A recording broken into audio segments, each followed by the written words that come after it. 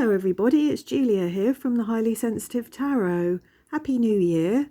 This is my first video of 2024, so I hope everybody's well. And yeah, what I'd like to talk about today is the Strength card and number 8. I don't know a huge amount about numerology, that's not what this is going to be about, but just some of my associations with the number 8. Now I know people have used all sorts of different ways to come up with their card of the year and their word of the year and maybe even their deck of the year, all different things that people, different processes that people have and different ways of deciding on what they're going to look at and what they're going to focus on for the year. And as 2024 is an 8, I decided to go with that as one of my cards, just because I like the number 8 as a number. I could have worked out my numbers differently, but I decided to go with an 8, and I also decided to choose an 8 from one of the minors as well, and I chose the 8 of Swords to go with my Strength card, just because I felt that that fitted my particular challenges for the year. Excuse me, have a cup of tea. I've got a frog in my throat this morning, as usual.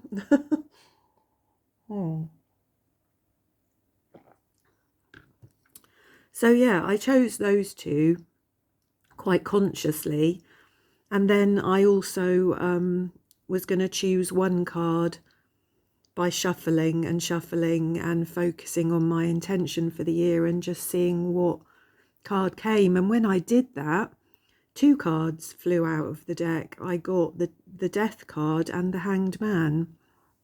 So so my cards for the year are Strength, the 8 of Swords, Death and the Hanged Man. But anyway, as this year is an 8, I wanted to focus on the Strength card today. I don't know if you saw that. I had to pause the video already for the cat. That's my first pause of the video. I always come and sit down and shut my lounge door, and then the cat decides that he wants to go out. It's always the same, isn't it? So yeah, what was I saying? So yeah, today we're going to look at the Strength card at number 8 a little, and then some of these Strength cards that I've got here on the table. So I think for me, with it being an 8 year, this sort of means a time of empowerment to me, and that's very much needed for me this year. I think there has been the realization that any kind of power or abundance that I might experience or feel is going to come about primarily really through my own strength and determination. You know, I know it's not rocket science, but sometimes you have to have these sort of realizations on quite deep levels, quite profound levels, and I've realized that the things that I'm unhappy about in life at the moment, they're not going to change without the sort of direct result of my own strength and determination to change those things. So that's what I'm in the process of at the moment, and I think this year will be a year of big changes, big transformations, and kind of determination, self-discipline, digging deep, that kind of thing. So I suppose numerologically, say that right, the number 8 represents a sort of balance in between the material and the spiritual world. There's a symmetry to an 8 as a symbol of cosmic balance and stability, and it carries a great deal of strength in it, in the infinity symbol, which is what we see here, the infinity symbol. And that symbol carries a great deal of strength within it, and it's sort of associated, I suppose, with a continuous flow of energy and power.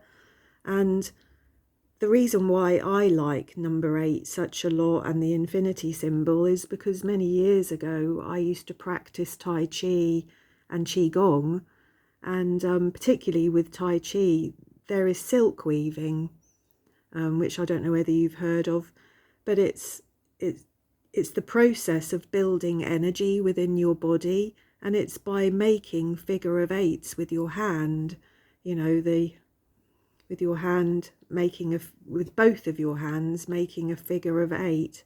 I wish I could show you, but anyway, you take up a good stance, and a good strong stance, and then you silk weave, you make figures of 8 with your hand, and really what you're doing is you're building energy within you that you can feel as it grows, and you can direct that energy into different parts of your body with practice. I don't do these things as much as I used to because I'm not as fit as I used to be, but they are very gentle and very strength building exercises. Actually, they bring a lot of strength to your core muscles. But anyway, that's why the number 8 and the infinity symbol means such a lot to me, is because it always makes me think about silk weaving. Anyway, I actually Googled the number 8 because I thought I want to see what else it means, sort of universally really. And number 8 is a Fibonacci number. Where did I find this information? It was on the coolest.com. I will put that in the description box, the coolest.com. And that's Coolest is COOLIST.com, the coolest.com. So that was where I read. It's a Fibonacci number, a perfect cube. We have 8 major planets. In the periodic table, number 8 is oxygen. So that's something we really can't survive without. Ideally, a human adult has 8 teeth in each quadrant, and the 8th is the wisdom tooth. We have 8 cervical nerves on each side of our spine. In technology, there are 8 bits in a byte. I don't even really know what that is. And in maths, an 8 is geometrically an octagon, which is present all over in nature, isn't it? And also there's spiders with 8 legs. So yeah, they were just all the little thoughts I had about the number 8, really. I think the Strength card is actually the first step on the second level of the Fool's Journey. I've got that. I can show you that here as an example, actually. In this deck here, this is the Barbara Walker deck. We've got Strength as number 11. But it's the same principle. I think the number 1 here, the Magician, is the first step on the first level of the Fool's Journey, and this is masculine, isn't it? And then we get to the first step on the second level of the Fool's Journey, where we start to flesh out how we want to operate in the world, and this is feminine, which is interesting. It's also interesting how some decks have the Strength card as number 8 and some have it as number 11. I tend to always associate the Strength card with 8 and the Justice card with 11. I think the Strength card can really make us think about what we're capable of. And I think for me, when you really think about what you're capable of, it really does remind you that some of the hardest times in life offer the biggest lessons, you know, the biggest opportunity for healing. Let's have a look at some of these cards. I think this is my absolute favourite Strength card of all, because this really does show that strength of character of this dog here. You know, his determination, his self-discipline, his absolute trust really in his master, of knowing that when he's told, he can eat the sausages. So I just love that. You know, this is really a card of courage and energy, isn't it? It's Leo, it's the sun. It represents not the lion's, what do I want to say? It represents that lion's sort of roaring energy.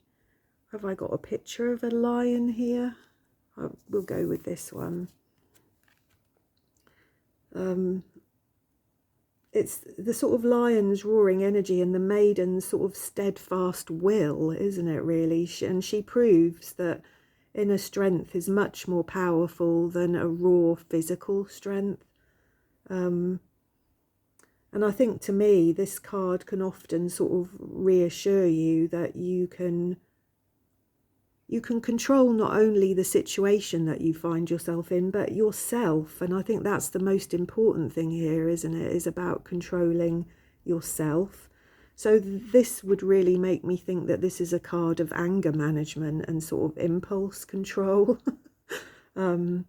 It's also a card of creative answers, maintaining your personal honor and integrity, being authentic. I think one of the biggest sort of messages with this card is that, you know, as with if you were taming a lion, you might get bitten and scratched a few times, but this is about perseverance, about not giving up, about having the courage to keep at something until you succeed. Whether that, you know, that problem is a person, a situation, yourself, or, you know, your own weaknesses, your own shadow side. You know, it's about having the courage and discipline to continue until you succeed at something. In its lower realms, you know, in its more shadow side, this would be about weakness, wouldn't it? Feeling impotent, feeling vulnerable, maybe even illness, having no self-discipline, maybe even being indifferent to things, you know, not having that passion for something. I also think that this is really very much a card of shadow integration, as I was saying, about impulse control. And I think it's through the integration of our shadow with our ego that we come to an understanding about ourselves and about nature and mankind and humanity, you know, not just ourselves. I think through our own understanding of ourselves, through that integration of ego and shadow, I think we come to many quite profound realizations actually about the world and about people and how the world works. So just having a quick look at some of these cards here. So if we look at the traditional imagery of the Rider-Waite-Smith, we can see the infinity symbol there above her head. And I think really in this card, it implies that sort of endless supply of strength. She's also wearing a white dress, which represents purity. And I think the lion represents, well, the lion has always been a long-standing symbol of strength, but I think it can also represent our own sort of animal side, our own animal nature. We looked at this one, didn't we, which is very similar. And the pensive path. I love this one from the Book of Shadows here. This is from book 2. And as we can see here, this person is running through the mountains. You know, they're dressed for running, so there's obviously something that they have been doing. And they've got white hair. I don't know whether you can see that there, but they've got white or grey hair, which means that this person is old, you know. They could be in their 60s or 70s and they're still running. They still have that determination and that drive to keep going, to persevere. You know, they've probably had to start small and build up and build up and build up. And they still have that drive and determination to keep going. And they're smiling, I think, in this picture here. It's, you know, I think they're loving it. I think they're getting a lot out of feeling strong and powerful. So I love that card as well. This card here is from the Book of Shadows Volume 1, and I've not used, I bought it as a box set with Volume 1 and Volume 2, the Book of Shadows Tarot here by Barbara Moore, and I've worked with Volume 2 a lot, but Volume 1, no, mainly because it's very pagan, I guess, and I would need to learn. It's a very different system to normal tarot anyway, so I would have to learn the new system, which I may well do at some point, but I haven't got to it yet. So I thought I'd have a look in the book for this, and the strength card here is called Spellcasting. So let's have a look. Even the guidebook is back to front. Here we are, strength, spellcasting. I mean, we can see that, can't we? You know, the ability to focus your will and have the strength and determination and the passion and the fire within inside you is what you need for casting spells. And that's what it says here. It says magic is focusing the will and working with the divine energies present to create a positive change in the world. Learning to recognize and work with energy is relatively easy, but the challenges are controlling our will and creating positive change. As humans, it seems that part of our lesson on earth is to muster up and properly channel our will, which sometimes seems too weak or too strong. Creating positive change is difficult. We don't always want what is good for us or for others. Also, it is not always a simple thing to know which is for the greatest good. Managing our will takes practice, discipline, and patience. And dealing with the question of greatest good is eased by maintaining a close connection with the divine. Once you know how it feels to be in a good relationship with the divine, it is easy to recognize when you are not.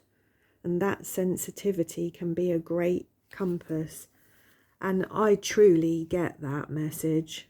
You know, I think I'm quite a sensitive person, and I feel that very much in life, that when I'm in the flow, how things feel, and then when I'm out of the flow of life, I feel that very strongly.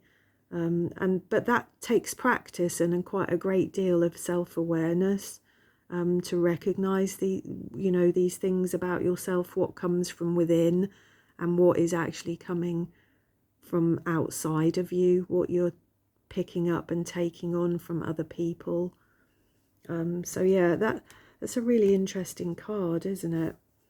I've got a couple of oracle cards here as well, because I thought that they would be interesting to look at. This is my Power Animals deck, and we've got the lion here for courage, which is strength, and this is ask for what you want. And Sekhmet from my goddess deck, my Doreen Virtue goddess deck, and this is be strong. You are stronger than you think you are, and your strength assures a happy outcome. So these are both cards that very closely mirror that strength energy, aren't they? What else have we got here? I can't pick the cards up when I haven't got a cloth on the table. So this is from the Zombie Tarot, and let's have a little look in the book and see what they're saying about the Strength card here.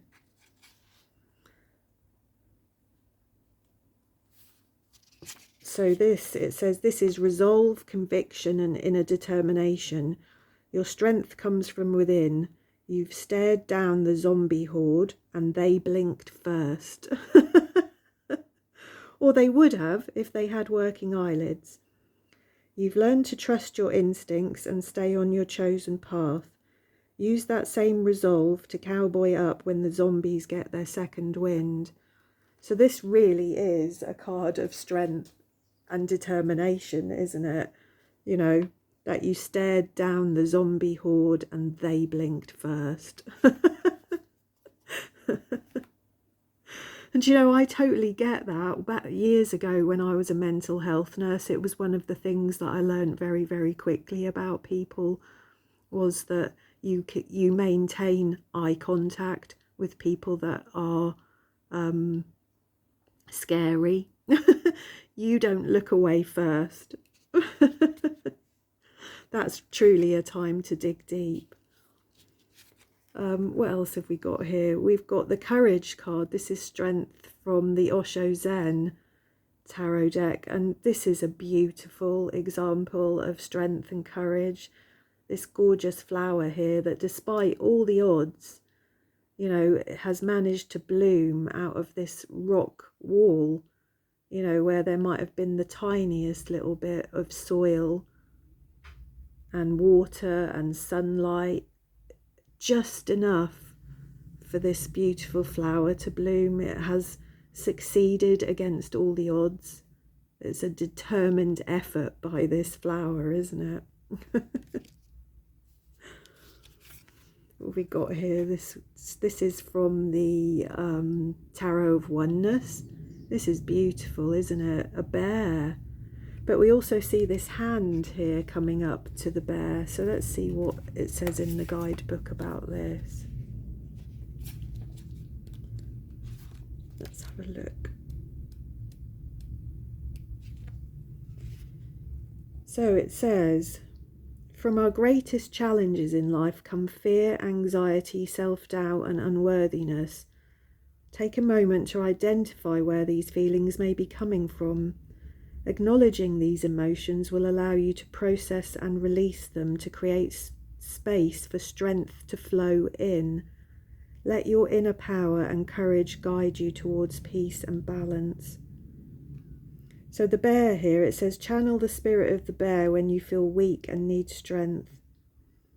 The healing light that is above the bear and coming from that hand, it says, the light that emits from your hand is warm and soothing. Energy healing practitioners may recognize this as the energy that is channeled through the Reiki power symbol, which clears negative blockages and channels positive energy for physical, mental and emotional healing. And then we've got the infinity symbol on the hand there that says, also represented on the Magician and the Two of Pentacle cards, this symbol is present to remind you to focus on harmony, balance, peace and oneness. So that's really nice, isn't it? I just put this one here just for silliness. This is from the Pagan Cats Tarot, and I love this. This white cat here has actually dignified itself to touch a dog, to pat this little dog on the head and be friendly and generous of spirit towards this dog. I just really like that. Then what have we got here? This power card. Let's have a little read from the book for this one.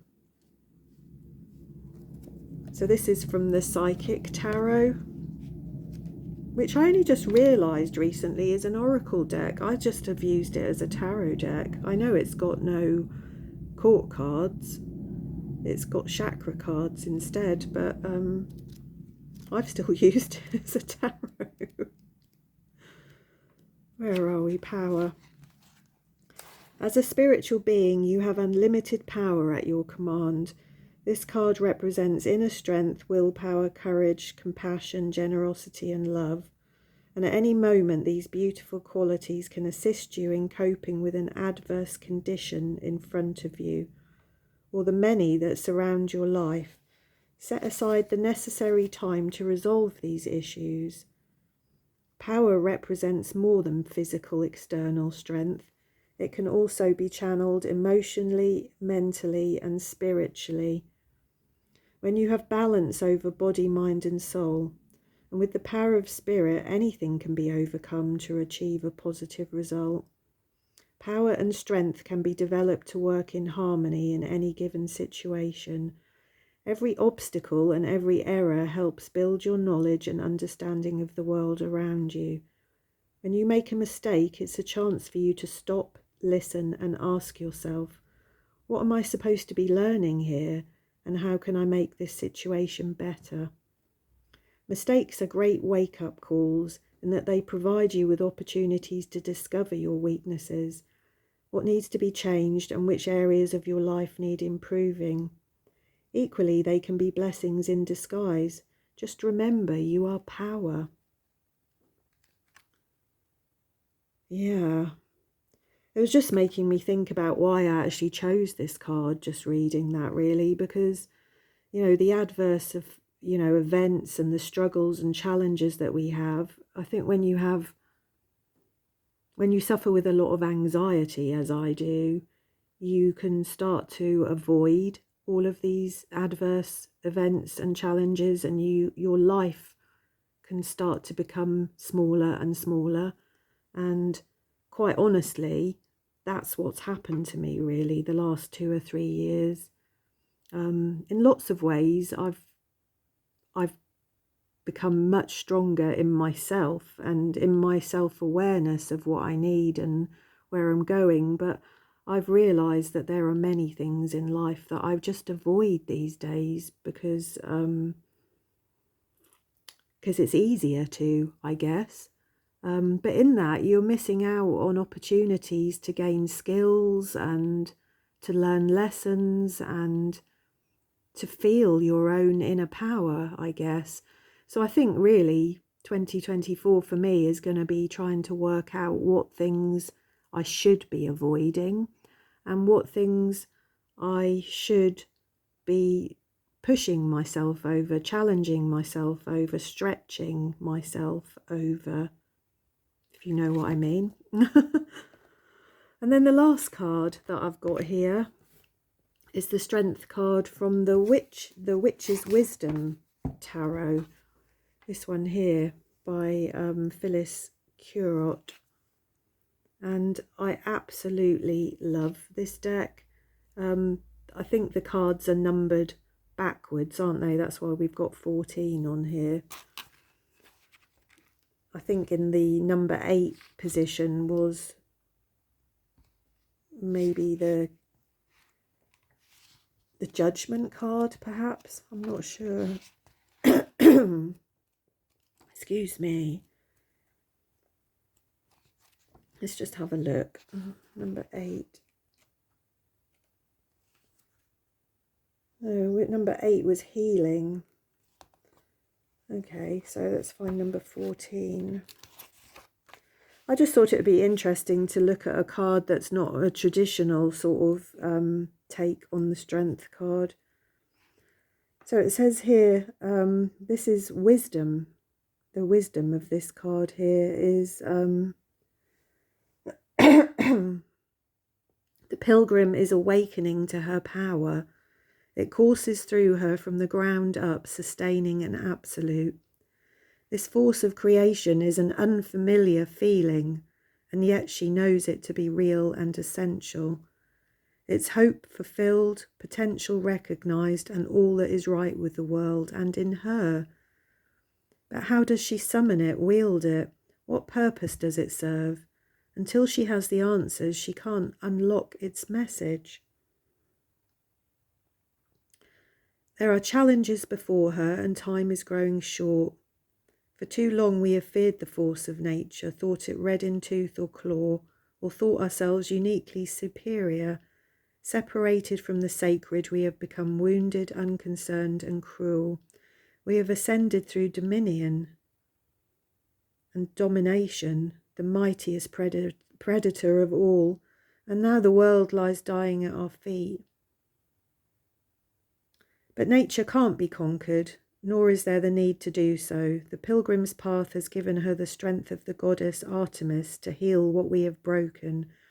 She stands amid nature's glory and knows where real strength comes from and whom it's meant to serve, creation's infinite expressions that teach us of their divinity. A quiet, hidden wood mouse, a blue-winged butterfly, an owl, a cat curled in the sunlight, an oak tree in the garden, the heather on the hill, all guide the pilgrim now, and she plunges into life. She becomes a salmon, swimming strongly upstream, then scrambling to a wooded shore. She becomes a bear, a wolf, a moose, a black crow, flying through the air, fit, strong, and confident. She's able to call upon the elements, upon wind and flame, earth and rain, to dance with them, become like them, and draw power from them. We wield unwavering sovereignty when the earth and our body are inseparable. So the essence here is challenges, courage, care, heart path, purpose, action, service, and empowerment. And counsel. Life is full of challenges that can fill you with doubt and fear. Are you good enough, smart enough, strong enough? If you wait to feel courageous, you may never act at all. And that's just what I was saying about what anxiety does to you, does to me, to us. It disempowers us, doesn't it?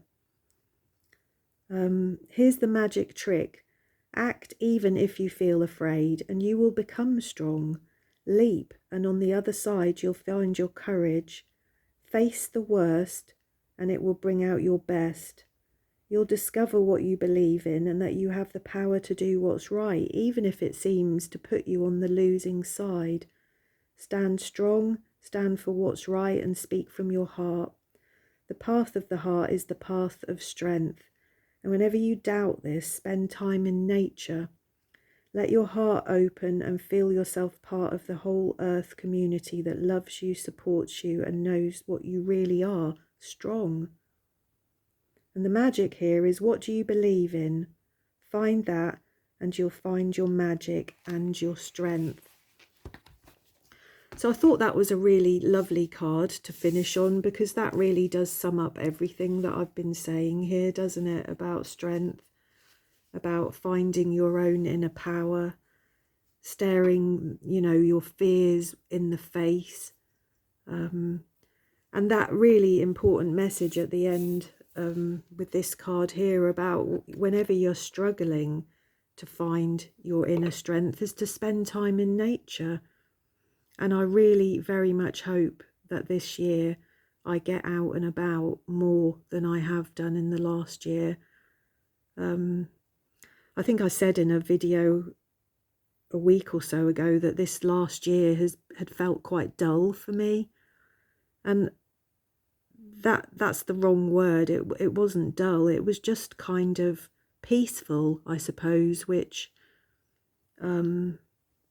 is certainly not a bad thing, because 3 or 4 years ago I went through some significant challenges and did have to find a great deal of inner strength, and I think after that and moving here to this little village, I just became quite a hermit. I spent a lot of time indoors, a lot of time on my own, a lot of time pottering in my garden, but a lot of time alone, and when the weather's cold, indoors alone. And that's not always the best thing for your spirit, is it? I think it's been necessary for me in lots of ways, because it's been soothing and healing to my body and mind. But I can feel a restlessness within me, and it's been growing over the last 6 months or so, and I feel like I want to get out and live my life a little bit more now. So this really is the year for me to draw on this inner strength, isn't it? To dig deep. So anyway, I hope that you enjoyed this. I thought it, I just thought it would be really nice to look at some strength cards and reflect a little bit on strength and what it might mean to all of us. So yeah, please do say hello, and I will see you all again soon. Thank you.